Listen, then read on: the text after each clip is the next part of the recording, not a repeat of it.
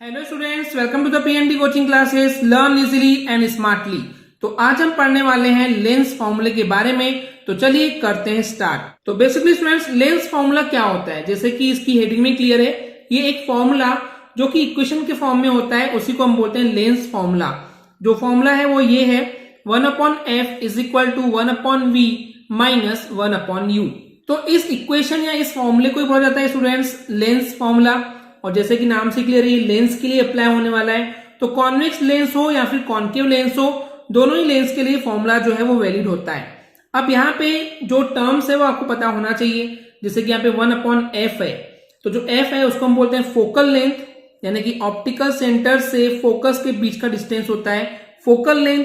और यहाँ पे जो v है और जो u है, ये दो अलग अलग टर्म्स हैं। उस लेंस के ऑप्टिकल सेंटर से ऑब्जेक्ट के डिस्टेंस को हम बोलते हैं स्मॉल u, और उस ऑप्टिकल सेंटर या फिर लेंस से इमेज के बीच का जो डिस्टेंस होता है उस डिस्टेंस को हम बोलते हैं स्मॉल v।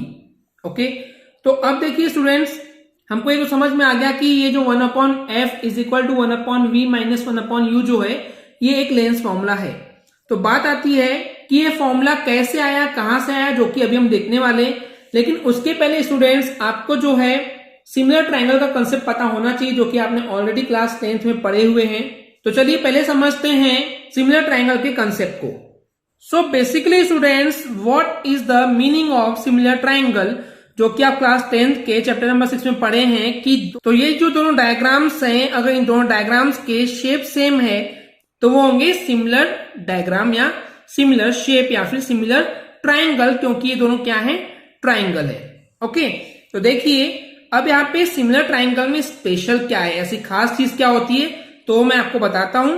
सबसे पहली चीज कि अगर कोई दो ट्रायंगल हैं और दोनों ट्रायंगल अगर सिमिलर है, और सिमिलर ट्रायंगल का जो सिंबल होता है वो ये होता है, राइट।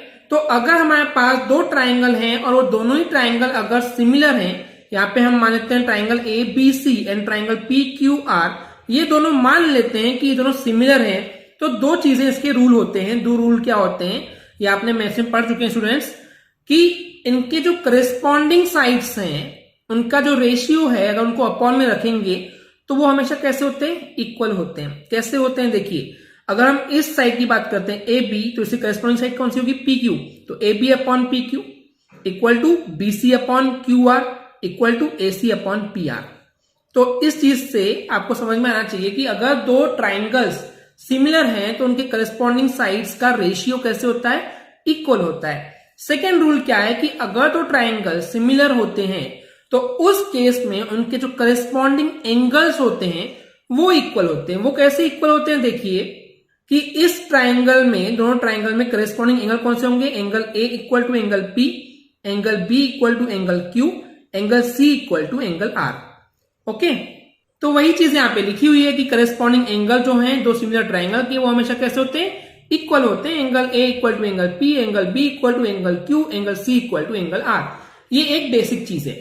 इसके अलावा एक और चीज होती है कि ये जो कंसेप्ट है सिमिलर ट्रायंगल का, ये रिवर्स में भी काम करता है। रिवर्स में काम करने का मतलब ये है कि अभी हमने क्या पता है कि अगर ट्रायंगल सिमिलर होगा तो उनकी करस्पॉन्डिंग साइड्स का रेशियो इक्वल होगा और उनकी करस्पॉन्डिंग एंगल्स इक्वल होंगे। तो उल्टा क्या होगा इसका, कि अगर कोई दो ट्रायंगल्स के करस्पॉन्डिंग साइड्स का रेशियो इक्वल है और उनके करस्पॉन्डिंग एंगल्स भी इक्वल हैं, तो इसका मतलब वो ट्रायंगल्स भी सिमिलर होंगे। तो बेसिकली स्टूडेंट्स, आई होप आपको ये क्लियर हो गया होगा कि किस तरीके से सिमिलर ट्रायंगल काम करता है। तो अब हम डिराइव करते हैं कि लेंस फॉर्मूला आया कहां से। तो बेसिकली स्टूडेंट्स, जैसे कि आप यहां देख सकते हैं कि इस डायग्राम में हमने कॉन्वेक्स लेंस लिए हैं, आप कॉन्केव लेंस भी ले सकते हैं, उसके लिए भी प्रूव होगा, बट हम यहाँ पे अभी आपके लिए कॉन्वेक्स लेंस के थ्रू प्रूव करने जा रहे हैं। एग्जाम में अगर आएगा तो आप कॉन्वेक्स लेंस का भी यूज करके इसको प्रूव कर सकते हैं। वैसे भी एग्जाम में जनरली ये डेरिवेशन आता नहीं है, बट आ गया तो आपको तैयार रहना है, और आएगा भी तो कॉन्वेक्स लेंस के पॉइंट ऑफ व्यू से ही आएगा। एग्जाम के लिए बिल्कुल तैयार होना चाहते हैं तो इस वीडियो को एंड तक जरूर देखिएगा। तो देखिए स्टूडेंट्स, होता क्या है, ये हमारे पास कॉन्वेक्स लेंस है, ओके, और ये जो बीच से लाइन गई है इसको हम प्रिंसिपल एक्सिस बोलते हैं। अब देखिए हमारे पास जो ऑब्जेक्ट है वो मान लेते हैं AB है। अब AB से इमेज कैसे बनती है वो हमने आपको ऑलरेडी पिछले वीडियो में पढ़ा चुके हैं। तो देखिए यहां से पहली रे ऑफ लाइट जाएगी, तो ये जो रे ऑफ लाइट जा रही है वो प्रिंसिपल एक्सिस के पैरेलल है। तो जो ray of light principal axis के पैरेलल आती है वो रिफ्लेक्शन के बाद फोकस से होते हुए जाती है, ये हमने ऑलरेडी पढ़ चुके हैं। तो इस तरीके से ये रे ऑफ लाइट रिफ्लेक्शन के बाद देखिए फोकस से जा रही है। उसके बाद जो सेकेंड रे ऑफ लाइट है वो अगर ऑप्टिकल सेंटर से इस तरीके से जाती है तो वो बिना डेविएट हुए ही वो बेसिकली सीधे ही निकल जाती है उस ऑप्टिकल सेंटर से। तो अब देखिए ये दोनों जो रिफ्लेक्टेड रेज हैं ये दोनों इंटरसेक्ट कर रही है यहाँ पे। तो इस तरीके से यहाँ पे जो है इस ऑब्जेक्ट AB की इमेज हमको A' B' मिलने वाली है। ओके स्टूडेंट्स, इतना क्लियर है। अब देखिए कुछ बेसिक टर्म्स को समझ लीजिए पहले कि यहाँ पे जो ऑब्जेक्ट है वो AB है, ओके, एंड जो इमेज है वो A' B' है। अब अगर मैं बात करूं कि जो इस लेंस या ऑप्टिकल सेंटर से ऑब्जेक्ट के डिस्टेंस को हम U बोलते हैं, राइट, तो OB ये क्या हो जाएगा U, बट इसको U बोलना सही नहीं होगा क्योंकि हमने जैसे साइन कन्वेंशन आपको पढ़ाए थे कि ग्राफ किस तरीके से बनते हैं कि लेफ्ट वाले पार्ट में जो होता है इस लेंस के वो निगेटिव होता है और जो राइट साइड होता है प्रिंसिपल एक्सिस के अकॉर्डिंग वो पॉजिटिव डायरेक्शन में शो करता है। तो क्योंकि यहाँ पे ऑब्जेक्ट का डिस्टेंस लेंस के लेफ्ट साइड पे है तो हम इसको निगेटिव लेंगे, यानी कि जो OB डिस्टेंस होगा वो -U होगा। वहीं पे अगर हम बात करते हैं इमेज के डिस्टेंस की इस ऑप्टिकल सेंटर से जो कि OB' होगा तो ये हो जाएगा V, या इसको आप +V बोल सकते हो। ओके स्टूडेंट्स, इतना क्लियर है। अब बात करते हैं फोकल लेंथ की। तो जैसे कि हमने आपको बता चुके हैं ऑलरेडी स्टूडेंट्स, जो मेन फोकस या प्रिंसिपल फोकस होता है कॉन्वेक्स लेंस का वो हमेशा f2 होता है। ये हमने आपको ऑलरेडी पिछले वीडियो में पढ़ा चुके हैं स्टूडेंट्स। तो देखिए यहाँ पे जो OF2 होगा, जो डिस्टेंस है वो बेसिकली +f होगा। तो चलिए अब बात करते हैं, हम यहाँ पे दो ट्राइंगल लेने जा रहे हैं students. The very first triangle is ABO, okay, triangle ABO जो कि ऑब्जेक्ट के साथ इस ऑप्टिकल सेंटर से ट्राइंगल बन रहा है, इसको हम ले रहे हैं इमेज के ट्राइंगल के साथ, यानी कि A' B' O, इन दो ट्राइंगल में लेते हैं। तो अब यहाँ पे देखिए स्टूडेंट्स, दो चीजें हमको यहाँ पे इक्वल प्रूव करना है according to the similar triangle concept. तो यहाँ पे देखिए सबसे पहली चीज, जो एंगल है ABO और एंगल जो A' B' O है, यानी कि ये जो एंगल बन रहे हैं ये दोनों 90 डिग्री के एंगल है, राइट। उसके अलावा दूसरी चीज क्या है, एंगल AOB एंड A'/OB', ये दोनों जो एंगल हैं वो भी इक्वल होंगे। क्यों इक्वल होंगे? क्योंकि ये वर्टिकली अपोजिट एंगल है। जब दो ट्राइंगल के दो एंगल इक्वल हो चुके हैं, यानी कि ये दोनों ट्राइंगल कैसे हैं, हम इनको बोल सकते हैं कि दोनों ट्राइंगल सिमिलर हैं। तो हम बोल देंगे triangle ABO and triangle A'/B' O are the similar triangle with the angle similarity concept. Okay, इतना क्लियर है स्टूडेंट्स। तो ये दोनों ट्राइंगल जो है हमने ऑलरेडी प्रूव कर दिया कि दोनों ट्राइंगल सिमिलर हैं। अब जब दोनों ट्राइंगल सिमिलर हैं तो हम क्या बोल सकते हैं, देखिए अब करस्पॉन्डिंग साइड इनकी कैसी होती है, रेशियो में होती है और इक्वल होती है, राइट। करस्पॉन्डिंग साइड का रेशियो कैसे होता है, इक्वल होता है, ये अभी हमने आपको पढ़ाए थे, राइट।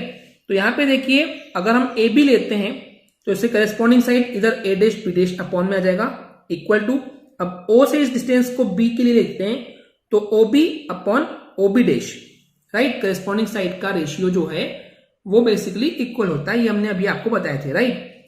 तो जैसे कि स्टूडेंट्स हमको मिल गया है AB upon A' B' is equal to OB upon OB'। तो अभी ऊपर हमने बताया थे आपको कि OB क्या है, वो है ऑप्टिकल सेंटर से ऑब्जेक्ट का डिस्टेंस, यानी कि -U, तो पुट करेंगे -U, और OB' कितना है, वो है V, तो ये हो जाएगा -U अपॉन V। इसको ले देंगे हम इक्वेशन नंबर 1। ओके स्टूडेंट्स, इतना क्लियर है। तो चलिए ये तो आ गया इक्वेशन 1।